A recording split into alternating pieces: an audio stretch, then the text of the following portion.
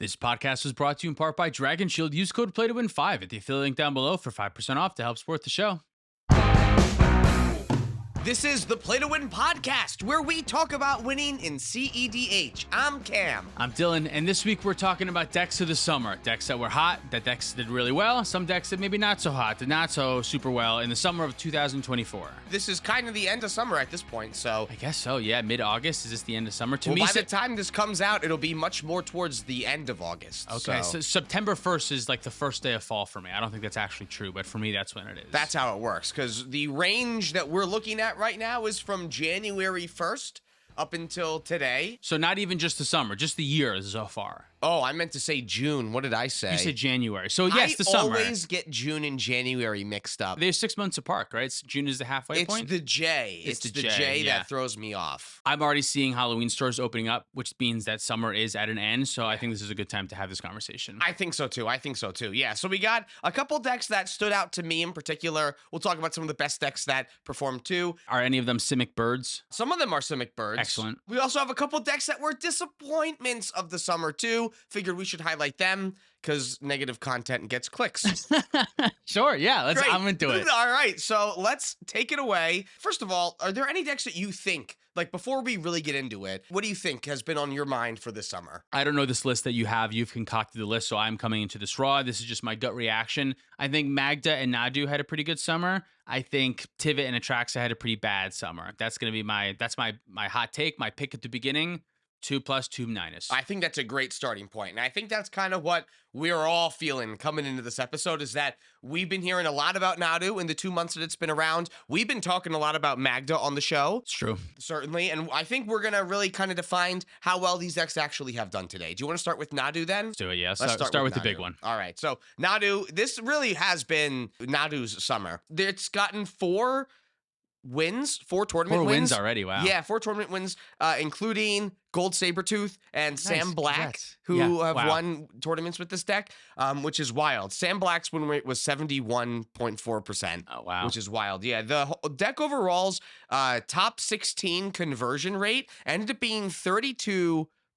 Now, conversion rate means percentage of decks that went into the tournament versus and got to the top 16. That's what conversion rate is. Correct. So that means that 32% of Nadu decks made it to the semifinals of their tournament. Right. It doesn't mean that they necessarily won the tournament, but they made the top 16. They did well enough that it's measurable, we think. Exactly. Yeah. And this, I don't think, is really a surprise to anyone. We've been hearing it all summer. Everyone's also just kind of talking about how they can deal with this bird too. And I also did see that we might be getting some news from the RC about this bird and their thoughts on the bird coming up soon. Are there any thoughts yet? I saw something that Jim posted about it, and it was clarifying our thoughts on the bird or something, but I didn't see the original thoughts on the bird. I thought he was clarifying the thoughts on the stickers, is that they will be doing some kind of an action on the stickers, but then there's also going to be another piece that actually might have come out this podcast release week, but we record a week behind. So okay, so they may have said something about Nadu already. They might have said something about Nadu. If they ban Nadu already, that would be really quick, I feel like, compared to a lot of other things that they've let around. Well, it might not be a ban. It could just be, hey, we heavily have our eye on it, and just explaining why they have their eye on it. And if it ends up not being a commander that's seen in a lot of casual games, I don't think it's something that's going to end up getting banned. The main issue that it has for getting banned is like the Paradox engine deal with it, is that not that it's really powerful per se, but it allows you to very easily take a 20-minute turn kind of out of nowhere. All you have to do is sneeze, and Nadu is going to do 1,400 different things. And having that in your command zone, that is a little bit of a red flag. We've said before that I don't know that it's ban-worthy just yet. I want to see a lot more data with it, but we're starting to get to that point where we're getting enough data. Nadu's good. It's a tier 1 deck. It's That's definitely for sure. good. Yeah, because this has been enough time for decks to change their 99s to kind of make sure that they're prepared for Nadu. And even if that's going on and Nadu's still able to win tournaments, I think that's something I would still like a little bit more time to see. But I can understand why there is a lot of rush to get this answer here to figure out what we do. Plus, I just like playing with and against powerful decks. Stuff, like, it's yeah. fun. Like, yeah, okay, if the Nadu Nadu player doesn't know what they're doing and they take 45 minutes, I understand how that can be annoying. But for me, I like to be actively involved. It's kind of fun to like watch how the Nadu deck goes. I don't know. It's a powerful card. I know that it's powerful, and it is ban worthy, that's for sure. I'm not sold yet, though. I don't think I'm all the way there. I'm okay with Nadu still for now. Paradox Engine is a colorless engine that could go in literally every deck, whereas this is something that kind of has to be at the helm of your commander deck. So I don't think it's necessarily as egregious, but I understand where that comparison comes into. The conversion rate is pretty good. How does it compare to the other decks of the format right now? That's a great question. It's actually the second highest conversion rate that we'll be talking about. So that's for decks that are specific to this summer. So that it is pretty high. But what about compared to like the rest of the decks? Can we check that real quick? Like compared to all the decks, where does it sit right now? That's what I'm looking at. Oh, okay. I'm not, maybe that's what confused me, is I'm looking at how all of the decks have been doing all summer. Maybe that's why I said something really confusing. No, okay, I think I'm understanding. I'm comparing it against all of the decks that got entered in tournaments. It still has the second highest conversion rate. It still has the second highest conversion rate behind Blue Farm. Behind Blue Farm, yeah. That still had more entries and more top 16s, but because its number of entries is significantly higher than the difference between the top 16s between the two decks, Blue Farm's conversion rate came out to be 26.42. So it's actually much lower than Nadu's. A decent amount lower. So what's the deck that is higher than Nadu? The deck that's higher than Nadu is actually the one that I'm most excited to talk about, Thrasios Vial Smasher. Oh, weird. Now, you might not like this because there's only 26 entries. However, for me, 30 is the number. We need correct, 30 entries. Yes. However, I think that this is new enough for just it being the summer that I think that it's enough of an anomaly that we should still be taking a look at it. 26 can round up to 30 for here. Exactly, yeah. We'll round it up, yeah. There were 7 decks that made top 16, and 4 of them made the top 4. 2 of them looked like they were actually in the same pod. What kind of deck is this? Is it just like traditional Thrasios Vial Smasher, like Sans White good stuff, or are we playing like the Curiosity things also? It is actually more all in on Thrasios and really is only playing Vial Smasher for the colors. Interesting. Last time I played this commander pairing, I still loved playing like Keen Sense and Curiosity with Vial Smasher, but I think that comes up so infrequently that it's just not worth playing those cards in your deck. This is not the Curiosity control of 2016. No, it's not. It's not. This is instead like an all-in infinite mana deck. You're playing every infinite mana combo that's good. Dockside Teamer Sabertooth, Chthonian Nightmare Dockside Extortionist, Hullbreaker Horror Loops, and then you also have Kinnan Basalt Monolith to go for as well. You are not playing ad nauseum, but you're just playing like every other good card in this color combination. Very few mana dorks. It's just Birds of Paradise, Deathrite Shaman, Ignoble Hierarch, and Delighted Halfling. I feel like that's the new core now. It's that grouping. The two toughness ones and then the hierarchs. But I think the other thing that really stands out about this deck is that it's playing a lot of ways to try to win at instant speed. It not only has Born Upon the Wind, but it's also playing Valley Floodcaller as well. This might be the good Valley Floodcaller deck. This seems like it could be. Now, because Hullbreaker Horror has Flash, you can go for infinite mana at instant speed with that loop with Valley Floodcaller, which is really nice, actually, I think. Yeah, especially with all of your combos are permanent based, so you can cast all of them through Valley Floodcaller because they're all dockside loops, right? Oh, it's just non-creature spells that you can cast. Non-creature spells. So it's specifically yeah. bad, actually. Never mind. Forget what I just said. Yeah, that's why I like the dockside line, the Kinnan Basalt Monolith line. I mean, you could flash in Basalt Monolith at instant speed, which is still nice if you already have Kinnan. Okay. Chthonian Nightmare you can flash in, but you can't loop dockside and recast dockside that way, but that's why like the Hullbreaker Horror combo works specifically. Okay, so it's just a whole bunch of extra ways to win at instant speed. That feels extra important in tournaments nowadays, especially with tournaments getting close to time. It's a good way to win on top of the stack. Someone feels like they got it at the very end. You can win right on top of them at the end. That feels very important. I misspoke earlier. I said there were only 7 top 16s. There were 10 top 16s, actually. 10's a lot. 10 top 16s for 26 entries. That's 38.5% that rounds up to. Wow. Yeah, that is a pretty high conversion That's rate. a really high conversion rate. And again, it's a small sample size because it's only like these couple of events that we're actually seeing this deck at. But this is enough where I think this could push it to be something more prominent in the format. You get to play Notion Thief. You get to play Seedborn Muse. Like, you're really maximizing on all of these really good late game cards. You have enough early game interaction where you can survive those really fast decks that are coming back right now and then power through to the late game and win then. It seems like a deck that is primed to win and the super grindy Ristic Study world. Just kind of grind harder than everyone else with Seaborn Muse. And it plays Fire Covenant too, which is a card that we haven't seen in a little while. But I play that in Blood Pot still. Card's great. love Fire Covenant right now. Yeah, but that's the one that I'm the most impressed with. Yeah, I like that deck a lot. That seems neat. I don't know if that's a deck that I would play. I think, and I am probably with a lot of cEDH players, that I'm sick of Thrasios. I just don't want to play with fucking Thrasios anymore. If it's the best deck, sure, yeah, whatever. I'll give it a try. But I just have no real interest in trying out another Thrasios deck. I've been there, done that for so long. I feel like Tymna, for some reason, I'm not as tired of because I just Tymna's better. But for some reason, Thrasios, unless the deck truly is like something insane, it's going to be a great strategy for somebody else, not for me. Yeah, I definitely feel that. I have played every single Thrasios deck and every single color combination that you can with Thrasios besides Simic. And I'm ready to move on, I think. Yeah. Let's move on. Should we talk about another hot deck of the summer? Let's talk about another hot deck. Yuriko is another one that's way up at the top of my hotness scale right now. Yeah, I've seen a couple of extra lists for Yuriko recently. Oh, yeah. And I think it's really because of the number of cards it's gotten recently. Yeah. That not only are more people willing to play Yuriko now, because it's gotten new tools, more people want to play the new tools. So I think that it's going to see a unusually large number of players. Exactly, yeah. The MDFCs, the modal double-face cards. Modal double-face cards. The spells that are lands in the back are so particularly great for Yuriko. One, because obviously you want the big mana value on as many things as possible for Yuriko so you can actually kill them with damage, which happens a lot.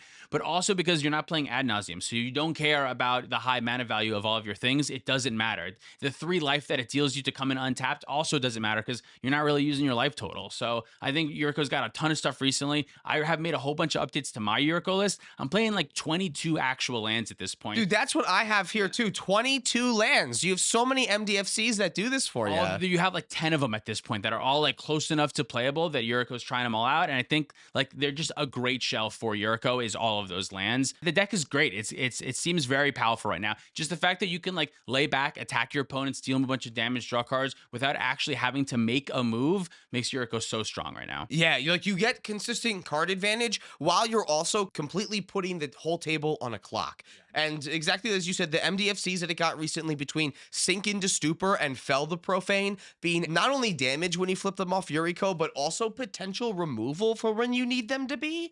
Also feels really good. You do get to play Hydroelectric Specimen too, which I feel like is more likely just the land, but Yuriko does have a target on her back a lot of the times too. So I think that at least having some sort of a like deflecting swat in your deck, at least another one, because you do play miscast and stuff like that. Realistically, it's a land more often, 90% of the time, I feel like. But yes, the fact that you are also able to, sometimes your land can redirect a removal spell is fantastic. And you also get to play both of the new flares from Modern Horizon. And they're good here. They're really good. You have so many 1-mana spells that you can sacrifice to cast Flare of Denial or Flare of Malice, and your commander will always cost 2 mana to ninjutsu back in. So it doesn't even matter if you end up sacrificing Yuriko, because at that same turn that she sacrificed to Flare of Malice to get blockers out, you can still attack and get her back into play. You can ninjutsu her in, you can sacrifice her right away, you can ninjutsu her back in if you have more mana from this in the same combat. There's a lot of cool tricks that you can do with this deck. Absolutely wild, yeah. And then Mockingbird is a new card from Bloomborough. Yeah, the clone is so good here. Tell me more about it. The fact that it's just like a flying man on its own if you need it to be, but then also can copy a Dockside Extortionist or anything like that. One thing that I wanted to mention about this card that we didn't mention in the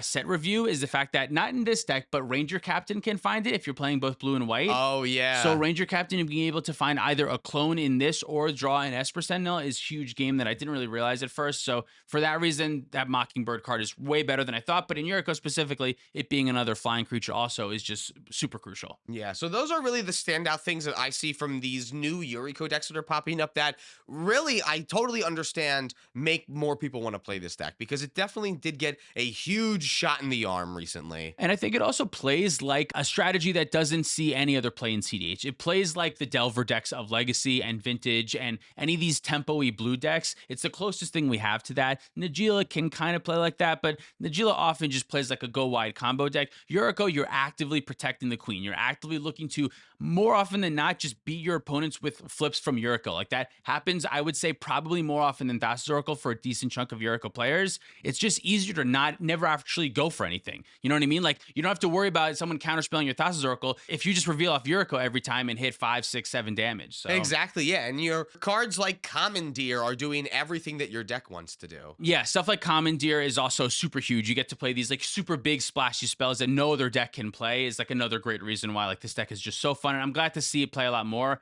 I've been really, really thinking about putting it back together. I want to revisit Best Kindred in cEDH. I feel like we've done something close to this a lot recently. I would love to do it. Yuriko's got so much gas recently. Magda is a really good deck that we're probably going to talk about in a second. That's playing like dwarves. We got ninjas. Malcolm is really good for pirates, I feel like.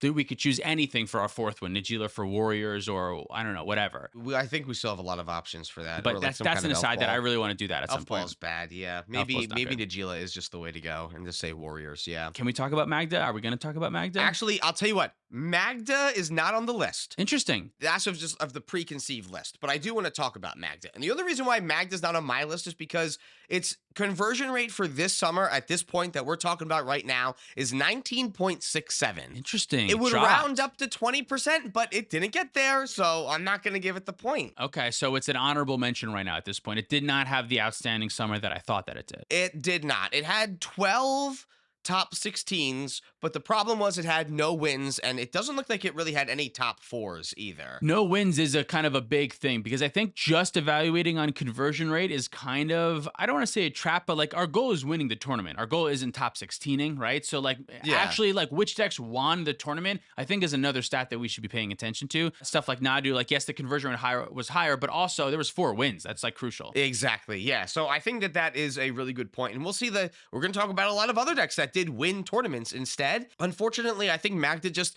ended up letting me down based on how much I've seen for this deck come out recently. Roaming Throne was an awesome include to this deck, but it just, I guess, wasn't quite enough to really push it over the top. Flare of Duplication is the other card that maybe really did help this deck, but otherwise, I do think that the deck maybe got a lot of cards that are just like okay for Magda. Like they're pushing into treasures more, but they're not making a lot of like Dockside Extortionist level treasure cards. They're making like 5-mana removal spells that will give me maybe 2 treasures, but I had to spend 5 mana on it, which doesn't feel great. So like I feel like I'm giving up a lot to play other cards as a treasure on them when maybe they're more traditional and established Magda builds are already better. Yeah, I mean, and being locked in mono red is not nothing. That is like a handicap that you don't have access to a lot of things that other colors have access to. And even when it comes to like new cards, 5-color decks are just going to more often than not have access to more good, powerful cards every set. Whereas Magda is only getting access to the red ones. You know what I mean? So although it is getting some stuff, it's not getting includes at the same rate that other decks are getting. Yeah, that's very true. I personally was just a little bit disappointed with Magda this summer. On the side of things. Yeah, more on the side of things. Thrasios Ragrakh is one that I want to bring up because it did win a tournament. Okay. But its final conversion rate ended up only being 19.23%. Which is also under, we wanted 20%. I want 20% is what I'm looking at. So this being a little bit under was certainly not as compelling. However, this deck still looks really interesting, and I think that there still is a lot of room to grow with this list, even though it is a Thrasios list, and we were just saying we don't want to play more Thrasios. Yeah, Ragrakh makes it different, though. I feel like Ragrakh is a good commander. Ragrakh in anything, I think, is a little bit better than we think it is. Yeah, I think so, too. There's no polymorph in this deck, which is the first thing that I always think of. If you're playing blue Ragrakh, you're trying to polymorph it into Hullbreaker Horror and win the game that way. And we've been saying for a long time now, polymorph is a bad strategy to be in. Yeah, Dockside's just too good. Exactly. To not play Dockside's insane. Unless you're polymorphing into Dockside, there's no reason to do this. And I could maybe see an argument for that more than the win condition. More than the Hullbreaker Horror. Yeah, but instead, you just go all in on the creatures that you want to play. The deck that won is playing how many creatures, Dylan? 23? Exactly right. And some of them are super interesting. Wait, did I actually get that right? You got that totally right. That was just a fucking guess. That was a great guess, yeah. Sowing Mycosynth. We never talked about this card on the show. What is this card? 3 and a green for a Devoid Eldrazi Fungus. It's a 3/3. So it's what's a 4-mana 3/3 called? The Hill Giant? I thought that was a 4/3. It's a Hill Giant. No, that would be way too good. A 4-mana 4/3 was way too good. That was way too good at the time. Yeah, 4-mana 3/3 is a Hill Giant. Yeah, right. Yeah, 4-mana 3/3. Yeah. But it also has Kicker for 1 and a colorless. When you cast this spell, search your library for a land card and put it onto the battlefield. then shuffle. Oh, it doesn't say tapped. Okay. Did you see that? Untapped, yeah. That's if you spend 6 mana on it? If you spend 4 mana on it. Oh, okay. Search your library for a land card, put it onto the battlefield, then shuffle. Okay. When you cast a spell, if it was kicked, exile target land. That your opponent controls, probably. Well, probably. Yeah. Probably. It doesn't have flash. But it's a 4 mana 3/3 that lets you search up any land. Gaia's Cradle. So it could get your Gaia's Cradle. It can also get your Manamo for your One Ring.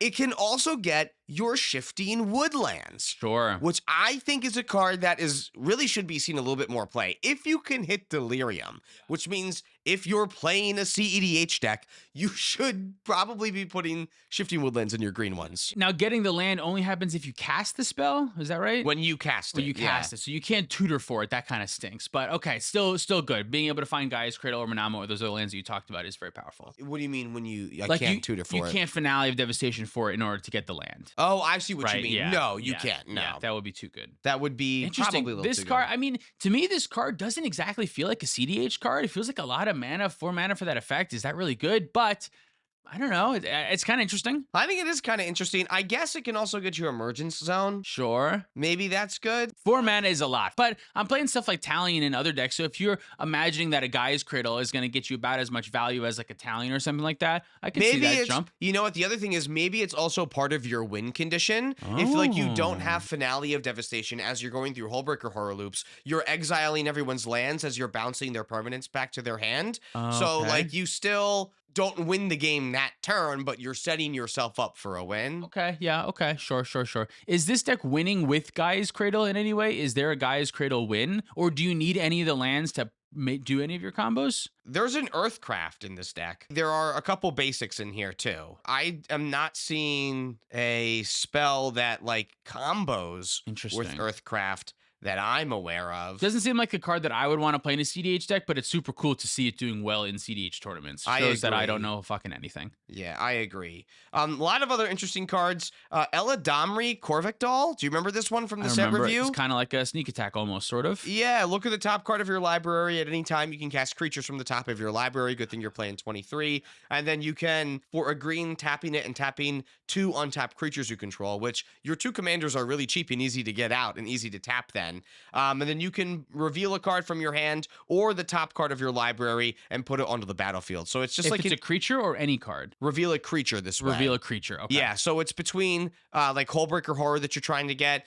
You could get Atali, Primal Conqueror. This is actually like an Atali deck too, Yeah. which I think is pretty interesting. Creature of any color. You could just put a Dockside in if you You could want. put a Dockside in. You could put a Teferi Mage of Zalfir in. Interesting. Which is also very that's pretty interesting, good, yeah. This is just another way we were talking about earlier about like ways to get instant speed wins out. This deck I feel like can do that pretty well, specifically with this card. Yeah, I totally agree. It's kind of like the 3-mana fairy where it's dangerous, where like if you just pass with it up, other pit players can win with you being the only person that can interact with them. But this being as like an extra way to protect yourself, I think is also really cool. Should I be playing this Eladamri in Sisay? What do you have to tap? Any creatures? It and 2 other any creatures? For a green, tap it and 2 untapped creatures you control. Interesting. Would that be good in Sisay? You can just put in a creature? How many Probably creatures not. are you running? I think less than 23. Are any of them 7 mana? No, I don't know if you need Eladamri. probably not good. It's probably not good. But it Yeah. itself is a legend, but still probably not good. It itself is a legend. Yeah. Really good in this deck, though. I think much better in this deck if you're cheating in a big 7-mana creature. Yeah, I agree.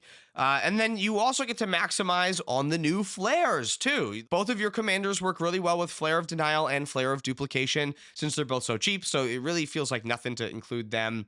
The list that one is also playing Cursed Mirror, too, Yeah, which I love as like more ways to copy Atali and stuff like that. Dockside. Plays all of the clones, actually. Yeah, that's something that Tyler has been on in Kinnan for a while, just playing a whole bunch of extra clones just because clones are so good right now. Everyone is doing a lot of permanent-based stuff. Everyone's stuff is really good, so getting extra copies of it is often great. I like the move. I'm pushing for as many clones as feel, possible in most of my decks, I feel like. Yeah, so I feel like this deck is really taking advantage of a lot of the newer cards that have entered cEDH. Yeah, I agree. So this is another one of the good ones. Although, no, you said this conversion rate was pretty low, though. It was The still under conversion 20%. rate is still under 20, so it's still not exactly where I want to see it. So it's using good cards, but it's still on the side of things. Yeah, using good cards, but still a little bit more on the side of thing. Maybe this is like a pilot specific thing, or like maybe certain pilots are going to do really well with this deck. I tend to not be good at playing Ragrakh decks in general, so this is not going to be one that I try out. But I'm glad that it's making a little bit more of a showing at least. If there were a Thrasios deck that I would play, it would probably be this one, but I'm still not interested. Moving on.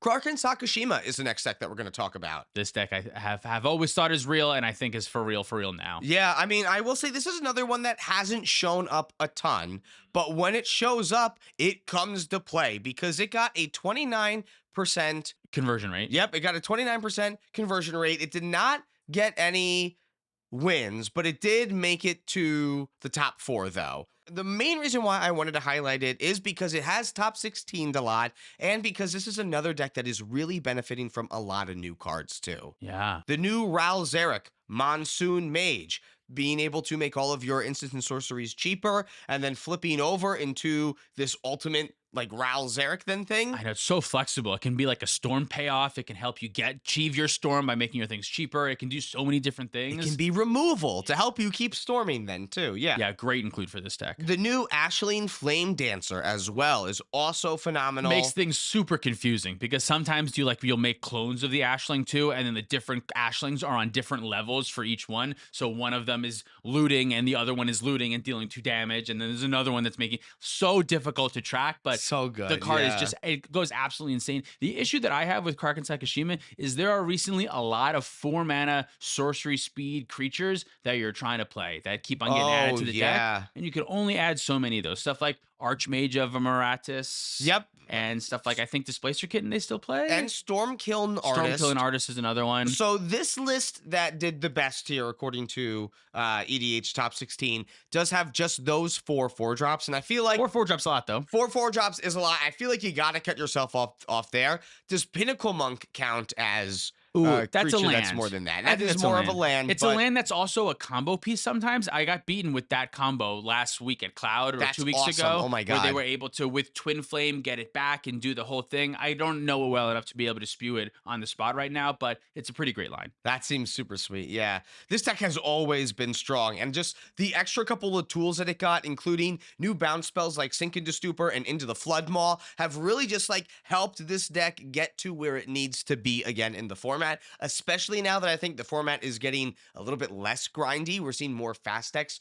start to take over a little bit more. I can totally see Kraum Sakushima being one of these decks that starts to come back into the fold more. Yeah, it is certainly a deck that can go really fast if it needs to. So I'm excited to see where it goes going forward. And it's a deck that I'm going to continue having my eye on. And then the last deck that I want to talk about is another one of these that I'm a little bit less excited about based off everything. But I thought it was interesting that there are more Grixis Pirates decks that are coming out of the fold a little bit more too. Malcolm is good. Malcolm is sneakily good. Malcolm is good. So Grixis Pirates in particular, Malcolm and Vial Smasher, it was sitting at about a 25% conversion rate to top 16. I did not think that we'd be talking about Vial Smasher twice in this list. That's why I summer. wanted to bring this up. Again, this one does have the smaller sample size and does not have the tournament wins. However, it's still doing very well. It's still in a great color combination. I just think it's interesting that Vial Smasher is making a significantly larger appearance. I think it's also important to note the decks that don't have quite as many appearances yet, but are still doing well, that even though, yes, it's a small sample size,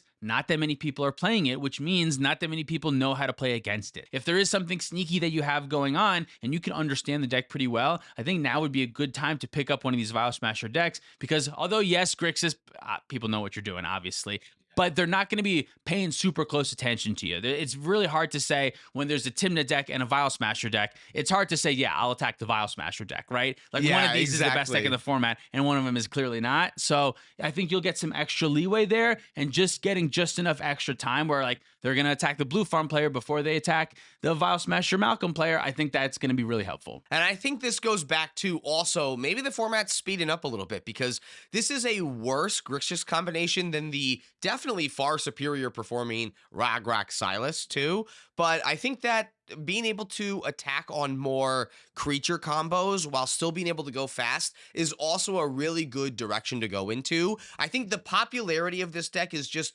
outshined by how good and established Ragrakh Silas already is, but this is still another way that you can go into Grixis, still be really fast, and still like be able to attack the meta maybe a little bit better. Yeah, when I was playing Kraum and the Pirate Bird, Francisco, the games that I had Malcolm in my starting hand, I felt completely unbeatable. You know what I mean? Like it felt like the best thing ever because like you're playing Grixis, but you have like the ability to operate on this weird creature access. If you could play like 3 commanders and you could play Francisco, Malcolm, and Breaches as your 3 partners, that would be the best deck in the format. I truly think that. But like because Malcolm with Francisco is really fucking good. Malcolm, Francisco, Kedis is what I would play. You put those 3 together. That's pretty good. Although it doesn't work extra. I don't think the Kedis doesn't give extra damages for Francisco, right? It just doubles the amount of damage. I don't care about Francisco with Kedis. I care about the extra treasures with Malcolm. That's enough for me to go. I'd rather do that than play a Breaches. I could support that for sure. This Vial Smasher Malcolm deck though, pretty good. It seems fine. It doesn't look like they've really transformed their decks when there's been new stuff that's come in, because really, I feel like it's Rogsai that's really gotten all of the new tools in Grixis and not really any of these other decks. So it still looks pretty standard to me, where like you also have like Niv Mizzet combos in there. Your main win condition is still like Glinthorn Buccaneer, but there's not like a ton of new cards in this list that are really standing out to me. Can we talk about Rogsai? Because if we're going to talk about a Grixis deck of the summer, if I understand correctly, Rogsai's been doing pretty well. Rogsai has been doing pretty well, yeah. Rogsai is the number 3 deck of the summer in terms of top 16s, but its conversion rate ended up being 30.7%, which is pretty high. Pretty high, yeah. And it's got 4 tournament wins this summer, too. That's pretty good. To me, that's like close to Nadu. I'm thinking of, although the Vial Smasher deck did have a higher win rate since it had less actual decks doing it and less wins, right? How many wins? Well, we should say conversion rate. It had a better conversion rate because it had 10 top 16s for its 26 entries. But no wins. So for me, that's a big asterisk on that number 1. Yeah. And Nadu and Rogsai, in my heart of hearts, those are the 2 best decks of the summer, I think. They both had 4 wins and have an over 30% win rate. Yeah. That's pretty substantial evidence. Which right? Tim Kraum had 6 wins. 6 wins. And because of its popularity, had 265 entries, bringing its conversion rate to 26.4%. Okay, which is still above 25. Still which notably is still good. Like way above the benchmark. Yeah, but I think it's important to note that Blue Farm is the most played deck in the format. I don't actually think it's the best deck in the format. No? Yeah, I feel like Rogsai and Nadu both have higher win records, or right, they have a higher conversion rate, I should say. They do have higher conversion rates, yeah. There are less of them, so I feel like that's even more impressive for some reason, although maybe it's not. There's the same amount of Nadus as there are Rogsais. I mean less than Tim Kraum, but that is interesting that already Nadu has that many pilots. I knew what you meant, but I just thought that was interesting, that's how far that's climbed up. And although Tim Kraum has more wins, it has more entries, so I don't think that counts the same way. So yeah, for now, I think Rogsai and Nadu are better decks. I guess it depends on what you think is the best, because if we are going by how many tournaments that they won, then I have to give it to Blue Farm because it won the most amount of tournaments. However, it also had the most amount of entries. So like, I think there's excuses for it kind of either way. Overall, I don't know. I would still think that Tim Kraum is the best deck. We could go tit for tat on that all day. Are there other decks of the summer we can talk about? I would like to talk about some decks that I was a little bit surprised by. Yeah. These are low conversion rates that we're going to be talking about. Decks that were a little bit disappointing this summer here. All right. And the first one that I have here is Ob Nixilis Captive Kingpin, which I was really surprised came out with only a 12.2% conversion rate. Pretty bad. To top 16. Yeah, pretty bad. It had no wins. If one of those was a win, I would not have been in the disappointment section. But considering that it's just done so not well for how many new tools it's gotten, I was a little surprised to see it so low. Yeah, it does seem like it would be good. It gives Rakdos kind of exactly what it needs, which is kind of Ristic Study level card draw right in the command zone, but that's just not enough. You need more colors, more interaction, more brokenness, maybe? Sometimes you do, I think. Yeah. And again, this deck has gotten a lot of new tools, but I don't know how many of them have actually made it into the Commander's 99. You're already like maximized on the number of pingers that you can have. And unless you're like just replacing them, I don't think that the deck's power level just by getting new pingers is really growing a ton. Yeah, that's true. It doesn't enhance that much. You can't have all pingers because you need stuff that actually does something also, Yeah. right? So I guess that kind of makes sense. You need things that are just inherently more powerful, not things that are like on the same level. I think you either need more things like Keteric Parasite, like more ways to consistently be dealing 1 damage, more Orcish Bowmasters and stuff like that. But I also think that we still need more and better interaction in this color combination too. So until we get those 2 things, I think that Obnixilis and the rest of the Rakdos decks, that's just where your weakness is going to be in that color pair. Yep, no counter spells, no silence effects, no way to really protect your ship besides just going for it. And I know you said towards the beginning of the show that Tivit and Atraxa were a little bit on the lower side. Atraxa didn't have a lot of tournament showings, but did still come out with an over 20% conversion rate to top 16 and no tournament wins. No wins. What was the conversion rate? 21.88%. Okay, so just barely over. Just barely, but Yeah. still decent. Yeah. Still decent. Playable. Better than my buddy Kenny. Kenny's only came at 21.43. So like it just eked it out, but Kenny had a lot more entries though too. Interesting.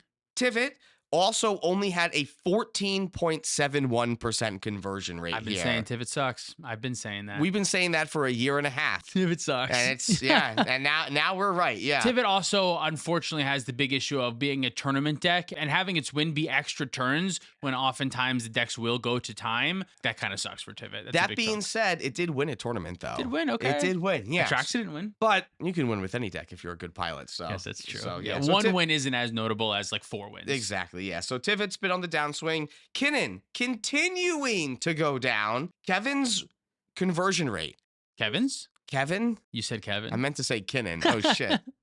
Kinnan's conversion rate ended up only being 7.37%. Less than 10% is heinously bad. Heinously bad. Yeah, 95 entries and 7 top 16s, 0 tournament wins this time around. Interesting. Yeah, I think I'm certain players can play Kinnan very well. I think I'm taking Kinnan out of the tier 1 mind block in my head right now. Kinnan, I feel like is just not doing well. The 2 other decks that kind of disappointed me, one of them was Atali, which I guess this was a little bit more expected. Atali came out with like an 11% conversion rate. Yeah, it's pretty bad. Pretty bad, pretty expected. If you saw this past week's gameplay video, you can see that Atali gets like really high highs. Yeah. But Atali also gets really low lows where you mulligan really low, still don't find anything to help power out an early Atali, and then you end up just doing nothing for the game. Yeah, if you can get a turn 2 Treasonous Ogre, you're in a pretty good shot. If you can't get that, your chance drops dramatically. Oh, yeah.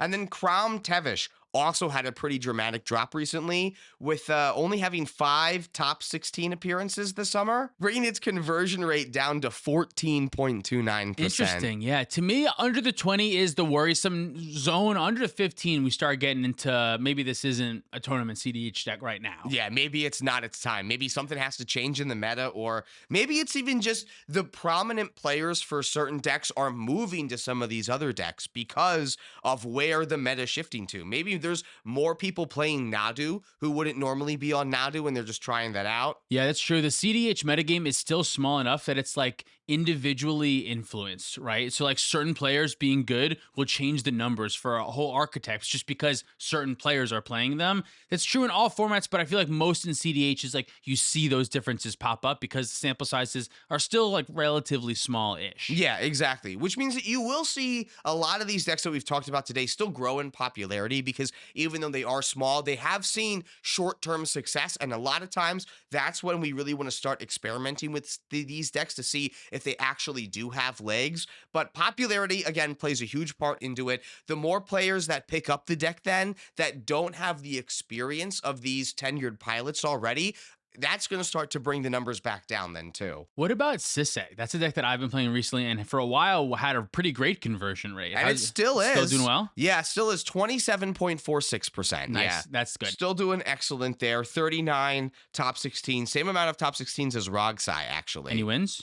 2 wins. 2 wins, not 4 wins, like Nadu and Ragrakh. Not 2. 4 wins. Yeah, same amount of wins as Kenrith, actually. Where does it rank? I know it's Vial Smasher Thrasios number 1, Nadu number 2, Ragrakh number 3 in terms of conversion rate. What's number 4? Krark the Sakushima, Thumbless at okay. 29. Even though it has less than 30 entries, I'm still going to count it. What's after that? And then after that, then I think it's Sisay. Then it's Sisay. Okay. Then it's Sisay, yeah. So it's really high in terms of the conversion rate that it's got. Yeah, that makes sense. I mean, Sisay's been a great deck. The more I play it, the more I see how powerful it is. There's new lines that I'm finding every single time. I wanted to go through this line with you. I wanted to make sure that this actually makes sense. Yeah, take it away. So say I have Emil and Dockside. Say for some reason I don't have access to my commander, so I can't search for whatever I want. Yeah. But I have Urtai, the blue-black counter an ability or a destroy kill a creature or creature, whatever. yep. Activate Emil on Dockside, make a billion treasure. I do that. I know that's true. Then can I activate Emil, hold priority, activate Emil again, hold priority, activate Emil again, do that 100 times. Hold priority again on top of those activations, activate Emil on Urtai, flicker Urtai to counter one of the activations, draw a card. While the rest of them are on their stack, flicker the Urtai again to counter an activation, draw a card. Yes, that all sounds right. You can do that. With Urtai, I can use it to draw my whole deck and counter a whole bunch of activations that I don't care about anyway. Yes, I right? thought that the way you were going to say that was you were going to try to counter something that was no longer on the stack and then try to draw that card. But because you are still putting an ability on the stack and then re-flickering the Urtai, right? That works. You are actually going to be countering that ability, which will allow you to draw that card. So if you need to actually draw through your deck, you can draw through your deck this way. If you don't have access to Sisay, yeah. And then that way, then you can do whatever you need from there. If you need to find counter spells or something in response to whatever. You could do that too. I just want to make sure. I mean, you could just win with your Planeswalker line after that then too. Yeah, you could just use the Urtai to counter the stuff and flicker it and counter whatever they have too. Also true, yeah. It's wild what you can do with There's infinite just mana. so many different things. My favorite one that we put on a Chiltern recently was the Mount Doom line. Where that was so cool. If you use Emil to flicker the Derevi to flicker the Gaia's Cradle or untap the Gaia's Cradle to make enough mana to go again, you can make infinite green. You can use Derevi to flicker all of your things. And if one of those things is Mount Doom, a legendary permanent that Sisay can find, you can tap it and pay the activation to deal everyone a damage. Use Derevi to untap it and then do it again. And remind me, there's a line on Sisay that lets you use any mana of any color to activate abilities. There's a line on Agatha's Soul Cauldron. That's what it is. Agatha's Soul Cauldron allows you to also, with its other things, allow you to activate Gaia's Cradle for 5 colors of mana for Sisay to go through in that works. way. Okay, okay. There's so many overlapping layers and wins, and it's difficult to explain. And sometimes when you're at the table, people think that they did the math and they go, oh no, Sisay can or can't win from here. And you say, I have an Elvish Spirit Guide in my hand. I actually can win from here. Yeah. Or there's situations like that where you can hold back a little bit of information.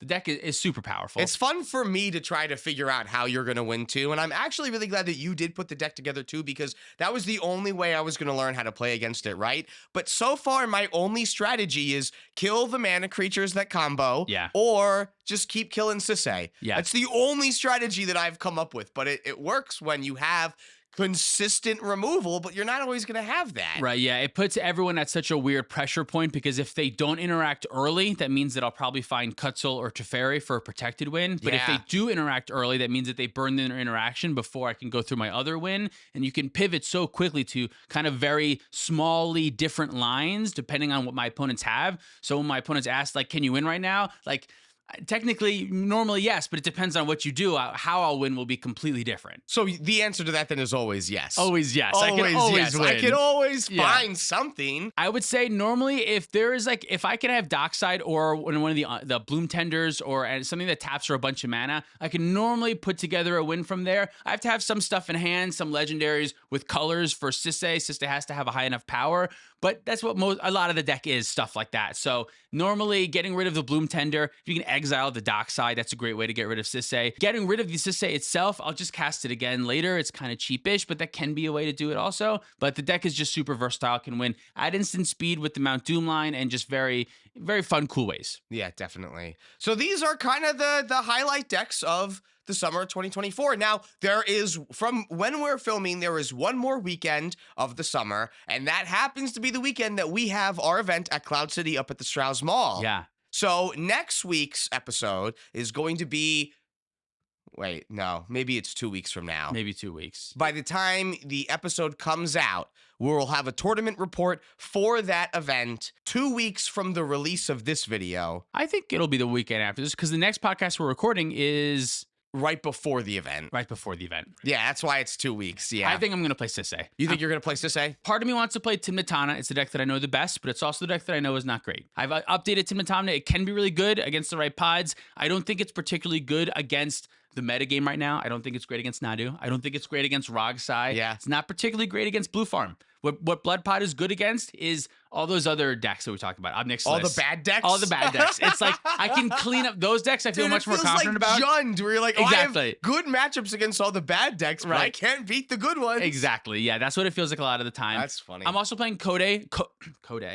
Sisay Code. I'm also playing Cody, which also feels very good. The deck is super consistent, but I had 2 situations the other night at Cloud where I turned 2 ad nauseum, whiffed on the ad naus. It never happens with Cody. I actually got there. I also had a situation where I hit the wheel and the draw 3, drew 10 cards. It was all permanents and lands. It just completely whiffed. So when I'm thinking about decks that have the option to just like whiff on their own, like I do everything right, I set it up perfectly, and I can still whiff, at a tournament, that's just 2 field bads for me. I don't want to do that. No, I hate that. You know I'd much rather be in control of everything and then know that if something went wrong, it was because of a mistake that I made that I can learn from. But the most frustrating thing in life for me is when things outside of my control mess stuff up for me. Yeah. And I don't mean like someone counters my spell. Yeah. Because I could have interaction for that. That's my fault for not having a backup. Your own interaction, exiling the wrong thing off demonic station, something like that. Yeah, your own thing. Yeah, but like flipping over the wrong spells or saying food chain with your demonic consultation and then all of your win conditions are exiled along with it too.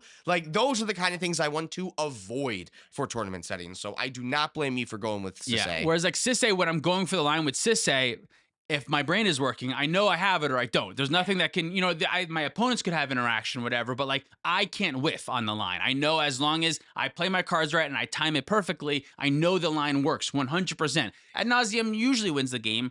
5% of the time, it doesn't. And if that 5% shows up in a tournament, that's not great. I flip the table when that happens. Flip it right over. Right over. I start screaming. I make a big mess of my hair. I ruffle myself up. Here comes a big wave. I'm playing Kenrith. I'm definitely going to play Kenrith again. Yeah. What are you playing at the tournament? I'm playing Kenny. Yeah, Kenpachi. Yeah, the Kenpachi. Consistent. It's been very consistent. I've been loving the upgrades that I put in. I think I'm ready for this meta. So I'm very excited about it. Extra Toxic Deluge for Nadu. Yeah, I put like 2 Toxic Deluges in. Yep, an extra Toxic the Deluge. Same art though, so if you see them both, no one will know. They're both foils that are bent in half. So I marked them too. I ding them a little bit at the top so I can see them. Exactly. Yeah, I pull them out and then don't do that. That's cheating. Don't do that. No, Obviously, he's joking. I'm not doing that. Yeah. Oh God, Aaron's gonna be rooting through my deck, looking at all my cards now. Thanks so much for watching.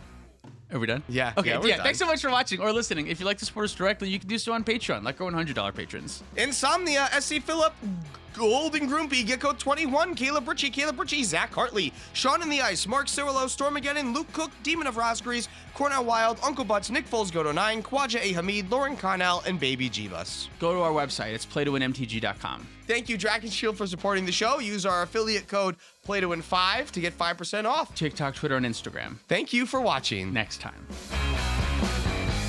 Roy Turner, Orjan, Mystic Muffin Man, Nick Saxby, Jacob Bauer, Reactive, Tyler Watson, Brian Barrington, Zachary Coulson, Tyler H, X Tyler the Tree X, Mallcraft, Driving Crooner, Jabaha, Dalton Poteet, Hobogos, Justin Mansolo, Jacob Depp, Jan Wildfang, Thomas Bueno, and David Nelson.